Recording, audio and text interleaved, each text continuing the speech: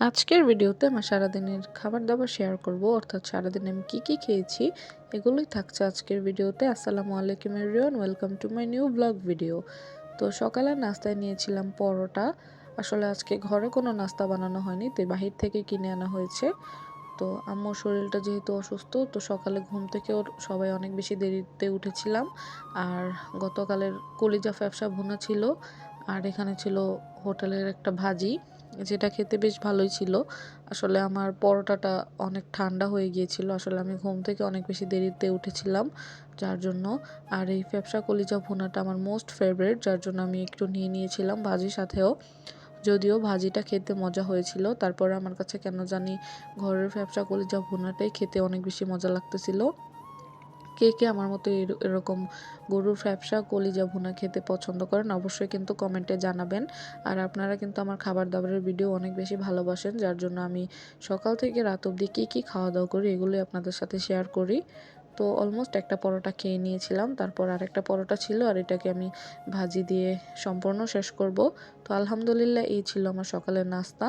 তারপর নিয়ে নিয়েছিলাম দুপুরের খাবার। তো দুপুরের খাবারে নিয়েছি প্রথমে করলা ভাজি। আজকে আমি রান্না করেছিলাম, তো প্রথমে করেছিলাম করলা ভাজি। আর খাওয়ার ক্ষেত্রেও প্রথমে করলা ভাজিটাই নিয়েছি। করলা ভাজি কিন্তু আমার কাছে খেতে বেশ ভালো লাগে গরম ভাত দিয়ে, আর ভাতটা অনেক বেশি গরম ছিল, যার জন্য আমি এরকম করে আস্তে আস্তে মেখে নিচ্ছিলাম। আর তার সাথে নিয়েছিলাম কাঁচামরিচ। আর করলা ভাজি, অর্থাৎ যে কোনো এরকম ভাজি দিয়ে, ঢেঁড়স ভাজি, করলা ভাজি, এগুলোতে আসলে কাঁচামরিচ বেশি থাকলেই খেতে ভালো লাগে। আর দুপুরের আমাদের ঘরে খাবারের ক্ষেত্রে ভর্তা অথবা ভাজি প্রথমে একটা একটা থাকবেই, যার জন্য আজকে করলা ভাজি করেছিলাম। আর আজকে বেশি কিছু রান্না করতে পারিনি, ইলেকট্রিসিটির প্রবলেম ছিল। তো প্রথমে করলা ভাজি দিয়ে আমি খাবারটা শেষ করেছি। তারপর এখানে আম্মু একদম গরম গরম ভাজা একটা পাঙ্গাস মাছের পিস দিয়েছিল। আর আমার কাছে কিন্তু পাঙ্গাস মাছ ভাজা বেশ ভালো লাগে খেতে। আপনাদের কাছে কেমন লাগে অবশ্যই কিন্তু কমেন্ট করে জানাবেন। আর এই পাঙ্গাস মাছের পিসটা অনেক বেশি নরম ছিল। তো এরকম নরম মাছের পিস খেতে কিন্তু অনেক বেশি ভালো লাগে। আমাদের ঘরে আমি অনেক বেশি পাঙ্গাস মাছ খেয়ে থাকি। আসলে আমাদের আম্মু আমাদের সব মাছ খাওয়াই শিখিয়েছে, পাঙ্গাস মাছ, টাকি মাছ সব কিছুই আমরা খেতে পারি আলহামদুলিল্লাহ। তো দুপুরে আজকে যেহেতু বেশি কিছু ছিল না, আজকের খাবারটা অনেক বেশি সিম্পল ছিল।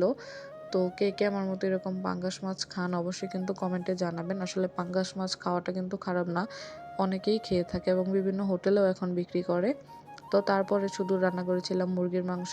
আর আজকের মুরগির মাংসটা একটু অন্যরকমভাবে রান্না করেছি, অন্য সময় তো কষিয়ে রান্না করি। তো আজকে একদম মুরগির মাংসটাকে মেখে রান্না করেছিলাম।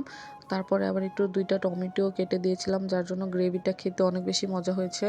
তো দুপুরের খাবার শেষ করেছিলাম, আর রাতের খাবারে আজকে আর ভাত খাইনি। এখানে একটু চিকেন নিয়ে নিয়েছিলাম খাওয়ার জন্য। চিকেনটাকে জাস্ট ম্যারিনেট করে একটু সটে করে নিয়েছি তেলের মধ্যে, আর এখানে সস নিয়ে নিয়েছি খাওয়ার জন্য। আর একটু নুডলস রান্না করেছিলাম, আর ওইখান থেকে এক পিস চিকেন দিয়ে দিয়েছি। তো আমার আজকের খাবার দাবার ছিল এই। আর কার কার ভিডিওটা ভালো লেগেছে অবশ্যই কিন্তু কমেন্ট করে জানাবেন। আমি কিন্তু দৈনন্দিন কী খাওয়া দাওয়া করতেছি এগুলোই আপনাদের সাথে শেয়ার করি।